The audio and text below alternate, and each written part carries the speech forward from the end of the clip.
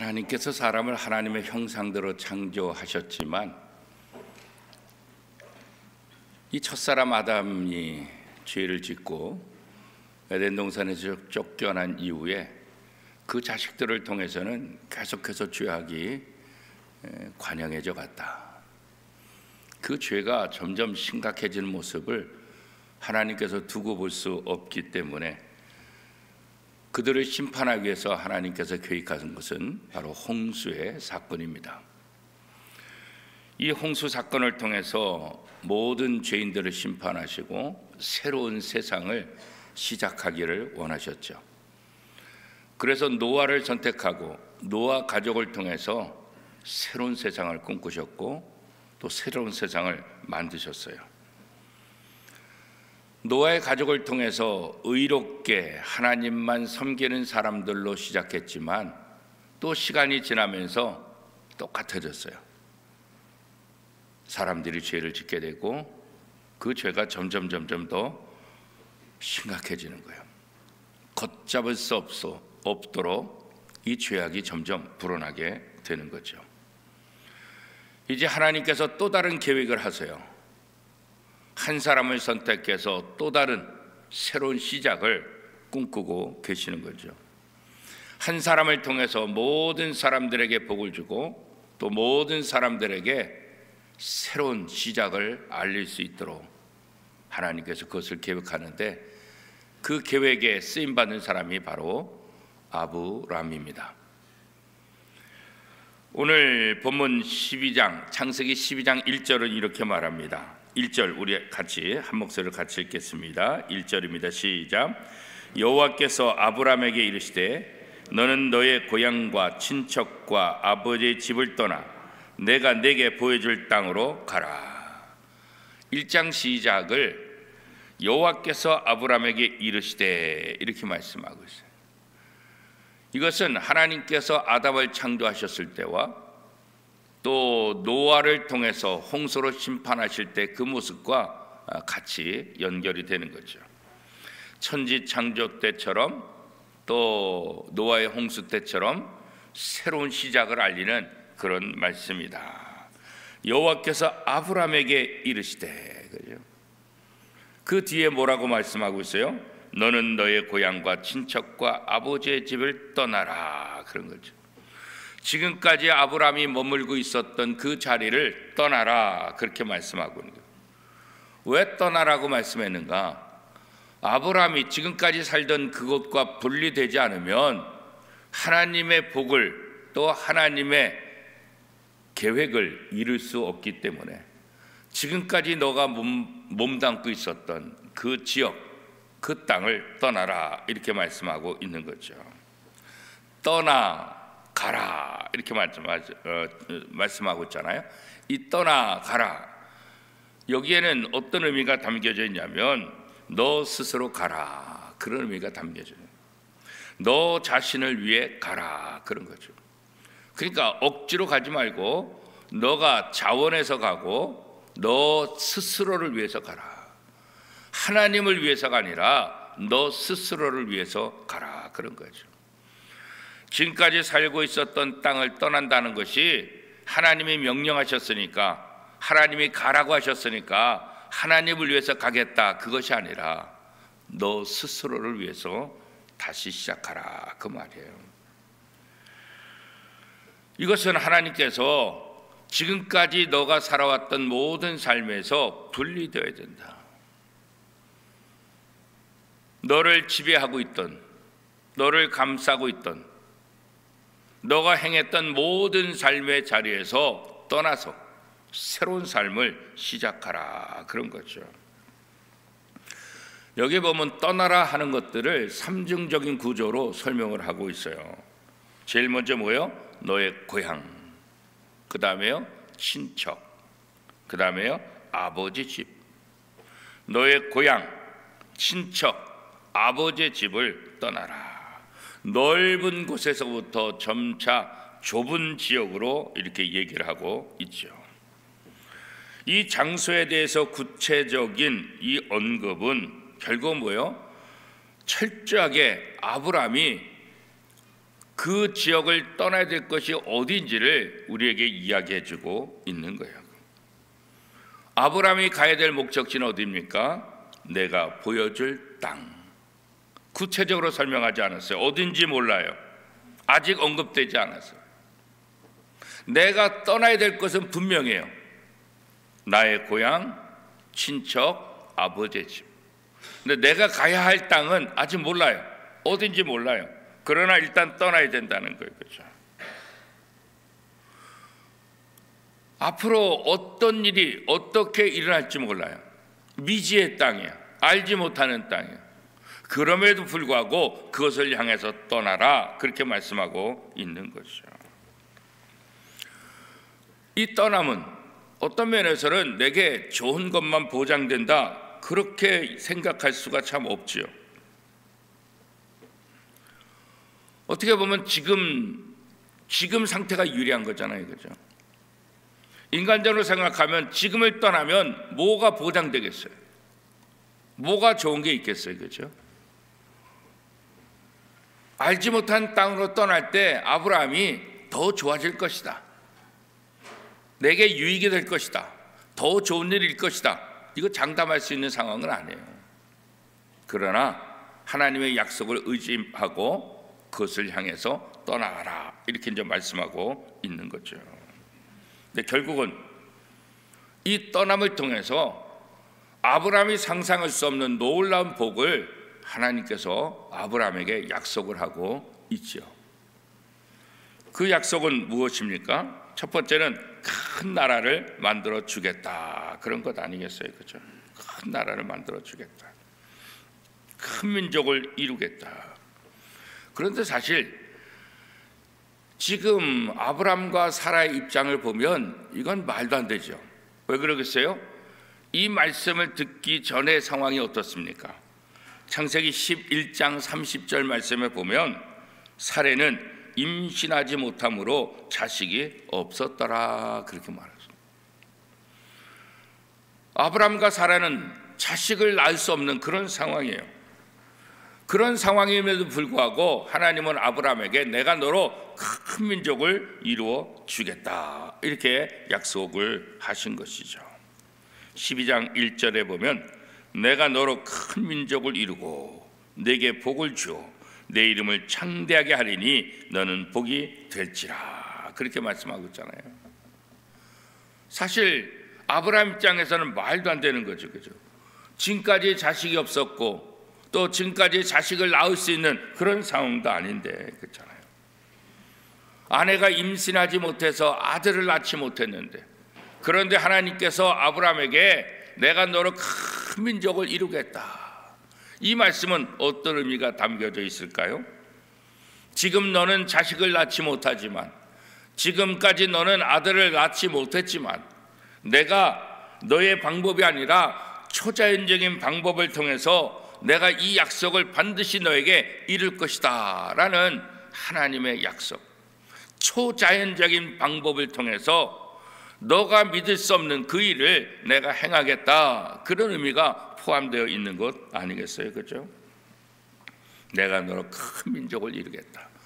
말도 안 되는 것 같지만, 믿을 수 없지만 하나님은 아브라함에게 이 약속을 하고 계신 거죠. 두 번째 약속은 2절 후반절에 있는 것처럼 내게 복을 주어 내 이름을 창대하게 하리니 너는 복이 될지라. 내 이름을 창대하게 할 것이다. 사실 사람들은 자기 이름을 창대하려고 굉장히 노력하잖아요. 우리는 바벨탑 사건을 너무나 잘 알잖아요. 그죠? 자기의 이름을 높이기 위해서 바벨탑을 쌓고 하나님께로 더 가까이 가자, 그렇게 했잖아요. 그런데 하나님은 그것을 막으셨잖아요. 그런데 이제 하나님은 아브라함에게 내 이름을 창대하게 할 것이다. 자기의 이름을 창대하게 하려는 사람들은 막았지만 하나님의 말씀에 순종하는 사람에게는 그 이름을 창대하게 할 것이다. 그 창대하게 한다는 것이 무엇입니까? 복의 근원이 되게 할 것이다, 그런 거죠. 첫사람 아담을 창조하시고 복을 주셨던 것처럼, 노아의 홍수를 통해서 노아의 가족들에게 복을 주신 것처럼, 이제 하나님은 아브라함을 통해서 복의 조상이 될 것이라고 다시 약속하고 있는 거죠. 창세기 1장 28절 말씀입니다. 하나님이 그들에게 복을 주시며 하나님이 그들에게 이르시되 생육하고 번성하여 땅에 충만하라. 땅을 정복하라. 바다의 물고기와 하늘의 새와 땅에 움직이는 모든 생물을 다스리라 하시니라. 첫사람 아담에게 주신 복의 선언이잖아요. 그리고 창세기 5장 2절에 보면 남자와 여자를 창조하셨고 그들이 창조되던 날에 하나님이 그들에게 복을 주시고 그들의 이름을 사람이라 일컬었더라. 결국 하나님께서 사람을 창조하시고 그에게 복을 주셨다. 이것을 또 반복해서 말씀하고 있죠. 노아의 홍수 사건 이후에 창세기 9장 1절을 통해서는 어떻게 말씀하고 있습니까? 하나님이 노아와 그 아들들에게 복을 주시며 그들에게 이르시되 생육하고 번성하여 땅에 충만하라. 첫사람 아담에게 노아와 노아의 자손들에게 주신 약속을 이제 하나님께서 아브라함에게 다시 하고 있는 거죠. 자, 2절 말씀 우리 다시 한번 읽어볼까요? 2절입니다. 시작. 내가 너로 큰 민족을 이루고 내게 복을 주어 내 이름을 창대하게 하리니 너는 복이 될지라. 아브라함에게 하신 말씀은 아브라함에게만 하신 말씀이 아니라 이미 아담에게 또 노아와 노아의 자식들에게 주신 말씀. 왜 이 이야기를 노아에게 또 말씀하신 것, 아담에게 하신 말씀을 왜 아브라함에게 약속하고 있을까요? 아담을 통해서 내가 새로 시작한 것처럼, 노아를 통해서 내가 새로 시작한 것처럼 이제 너를 통해서 새로운 시작을 하게 될 것이다. 새로운 시작을 할 때마다 하나님은 복을 주시고 또 복에 대한 약속을 하신 것을 우리가 기억하고 있습니다. 하나님께 주신 세 번째 복은 뭐냐면 너로 하여금, 아브라함으로 하여금 복덩이가 되게 하겠다. 그런 말이죠, 쉽게 말하면. 자, 3절 말씀 우리 같이 한번 읽어보겠습니다. 창세기 12장 3절입니다.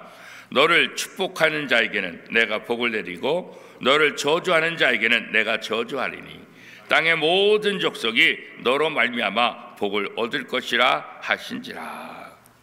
아브라함이 복의 근원이 될 것이다. 복의 통로가 될 것이다. 너가 복 자체가 될 것이다. 그렇게 말씀하고 있어요. 하나님이 사실 복 자체잖아요. 하나님이 복의 근원이잖아요. 하나님을 믿는 사람들에게 복을 주신다. 이 말은 결국 하나님이 복 자체라는 거예요. 그런데 지금 그 이야기를 아브라함에게 하는 거예요. 아브라함이 복 자체가 된다. 그렇게 말씀하고 있는 거예요. 아브라함을 축복하는 사람에게 내가 복을 주고 아브라함을 저주하는 자에게 내가 저주할 것이다. 모든 민족이 너를 통해서 복을 얻게 될 것이다. 이 복의 또 저주의 주권을 가지신 하나님, 그 하나님이 아브라함과 함께 하시겠다. 아브라함을 보호하시겠다. 이 약속 아니겠어요? 이것은 나중에 민수기 24장 9절에서도 하나님의 백성들에게 약속하신 것을 보게 돼요. 민수기 24장 9절 말씀에 보면 꿇어 앉아 누움이 숫사자와 같고 암사자와도 같으니 일으킬 자 누구이랴.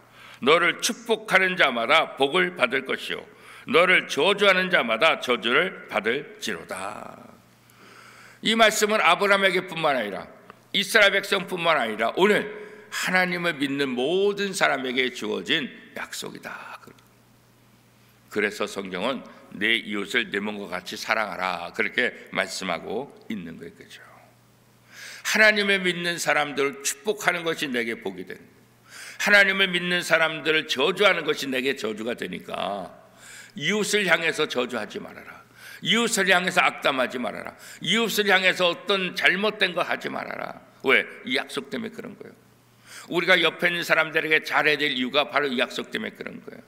나만 하나님의 자녀가 아니라 내 옆에 있는 사람도 하나님의 자녀이기 때문에 내가 다른 사람들에게 축복할 때 그 축복을 통해서 내가 복을 받는 거예요.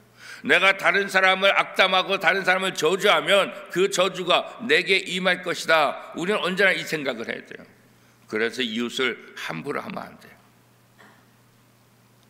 언제나 그를 사랑하는 그 마음이 우리 속에 필요한 거죠.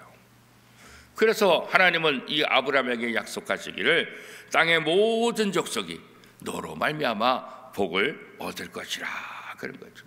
다시 말하면 아브라함이 새로운 조상이 되겠다. 어떤 조상이요?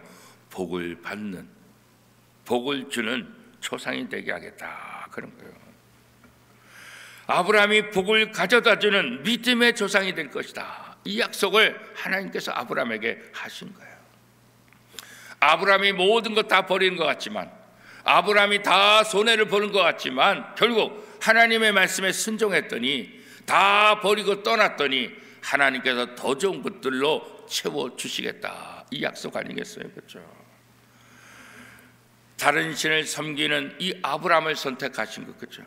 처음부터 아브라함이 하나님을 잘 믿는 사람이 아니었잖아요. 우상을 만드는 사람이었잖아요. 그런데 하나님이 그런 우상을 만드는 아브라함을 선택하시고 그 아브라함을 통해서 큰 민족을 이루고, 그렇죠? 많은 땅을 얻게 할 것이고 복을 주고 복을 나눠주는 복의 조상이 될 것이다. 이게 바로 하나님 나라의 비전이고 하나님 나라의 계획인 거죠. 이게 하나님의 계획. 오늘 하나님이 저와 여러분을 예수 믿게 한 것도 바로 이 비전 속에서 하는 거예요. 아브라함을 선택하시고 아브라함을 통해서 많은 사람이 복을 받게 한 것처럼 하나님이 오늘 저와 여러분을 선택하시고 우리를 통해서 하나님의 복이 세상의 모든 사람들에게 흘러가기를 원하고 있는 거예요. 그렇죠? 아브라함이 받는 하나님 나라의 이 복, 모든 족속이 받게 될 것이다. 오늘 저와 여러분을 통해서 하나님께서 약속하신 그 복을 우리 주변의 모든 사람들에게 주시기를 원하는 것, 이게 바로 하나님 나라의 비전이고 하나님 나라의 계획이라는 거예요. 그래서 우리는 부지런히 복음을 전할 제목이 있는 거죠. 그렇죠? 이 아브라함이 하신 약속이 여전히 우리에게도 중요하고 우리에게도 효력이 있다고 성경은 말씀하고 있는 거예요. 그렇죠? 우리는 본래 죄인이잖아요. 하나님의 복을 받을 수 없잖아요.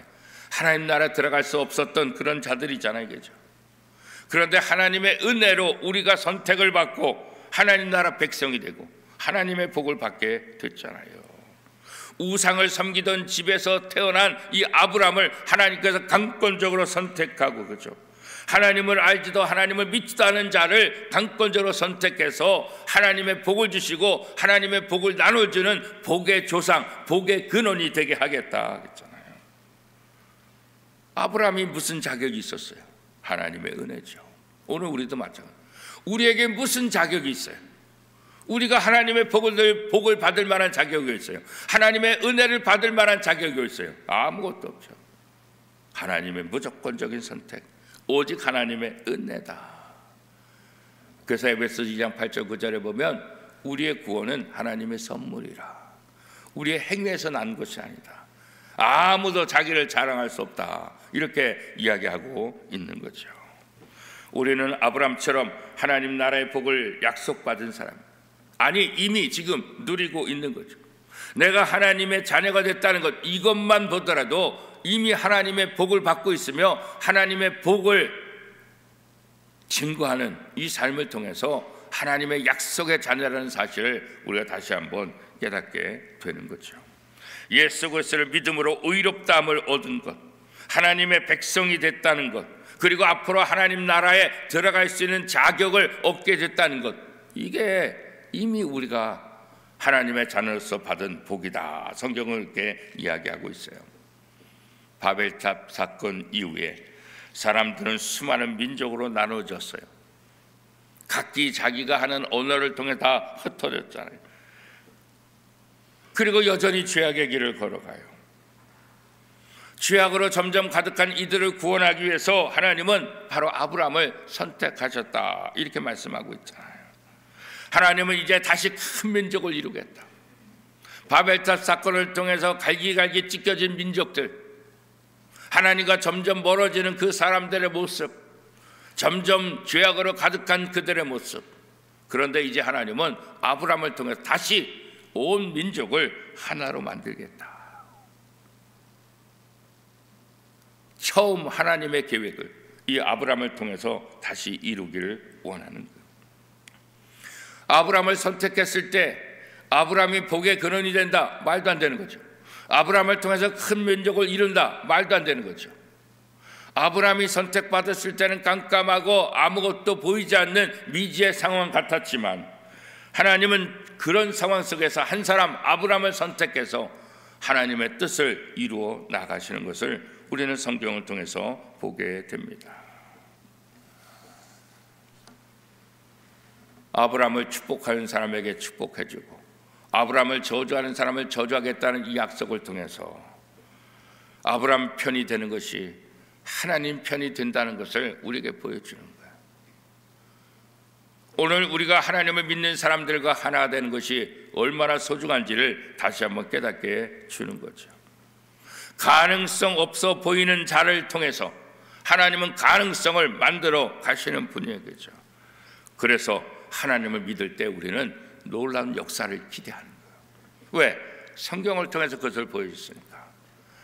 내게 아무런 가능성이 없어도 우리가 소망을 갖는 이유는 이것 때문에 그런 거예요.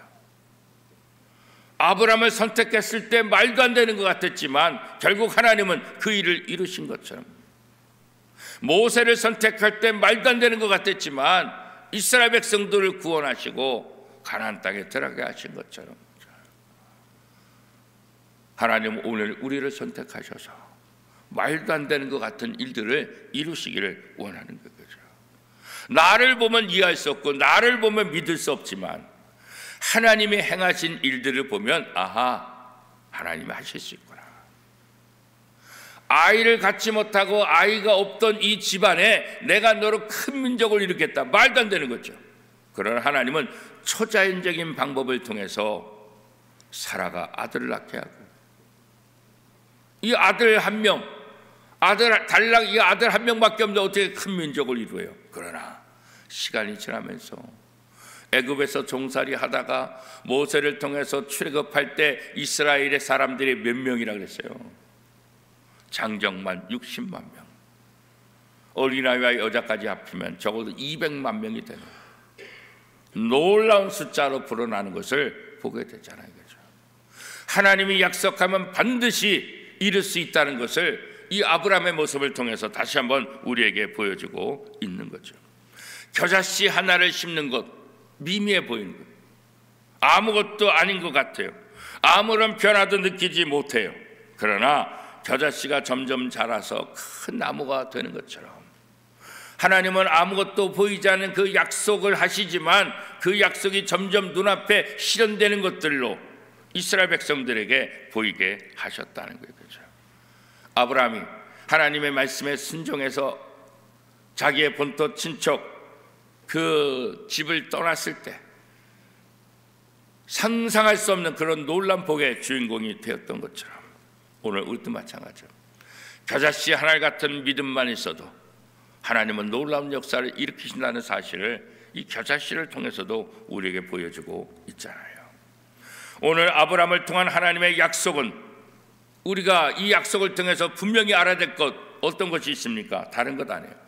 버리지 않으면 새로운 것으로 채워지지 않는다는 거죠. 아브라함이 떠나야 아브라함에게 또 다른 세계가 열린 것처럼 그렇죠. 예수님께서 십자가를 지심으로 잃어버렸던 낙원을 인류에게 다시 돌려주실 수 있게 되었던 것처럼 그렇죠. 어떻게 보면 예수님께서 십자가 못 박기 전에 나의 하나님 어찌 나를 버리셨나이까, 이 십자가상에서 외쳤던 이 음성이 하나님의 버림을 당하는 것 같지만 하나님의 버림받은 이 모습을 통해서 세상의 모든 사람들을 얻는 놀라운 역사가 일어나게 됐잖아요. 그렇죠?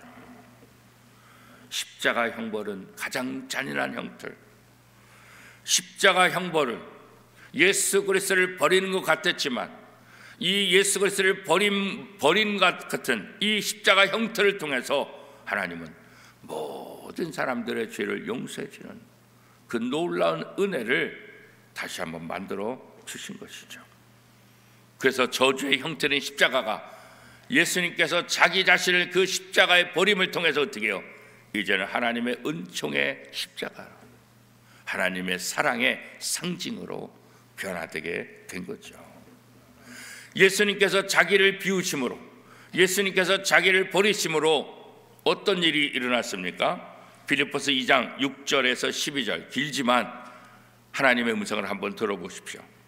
그는 근본 하나님의 본체시라 하나님과 동등됨을 취할 것으로 여기지 아니하시고 오히려 자기를 비워 종의 형체를 가지사 사람들과 같이 되셨고 사람의 모양으로 나타나사 자기를 낮추시고 죽기까지 복종하셨으니 곧 십자가에 죽으심이라.